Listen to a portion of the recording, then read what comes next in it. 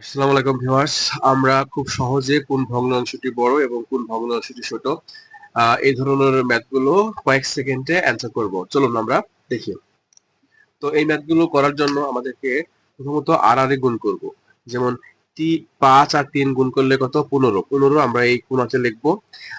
তারপরে 6 এবং 5 যদি আমরা গুণ করি তাহলে হবে 30। তো 30 আমরা এখানে লিখবো। দেখতে পাচ্ছি যেহেতু 30 সংখ্যাটি বড়, সো 6 ডিভাইডেড 5 এই সংখ্যাটি বড়। আর তাহলে ছোট কোনটা? 3/5। আচ্ছা, তাহলে 2 নম্বর অঙ্কটা আমরা দেখি। 4 আর 9 যদি গুণ করি তাহলে হচ্ছে 4 নাম 36। ওকে। আর 7 আর 7 গুণ করলে কত হচ্ছে? 49। 7 7 49।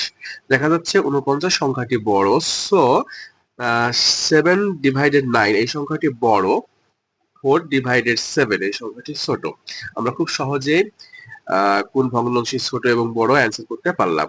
তাহলে এই 3 নম্বর অঙ্কটির অ্যান্সারটা কত হবে অবশ্যই আপনারা কমেন্ট বক্সে জানাবেন। আশা করি অঙ্কটি বুঝতে পেরেছেন। ধন্যবাদ সকলকে।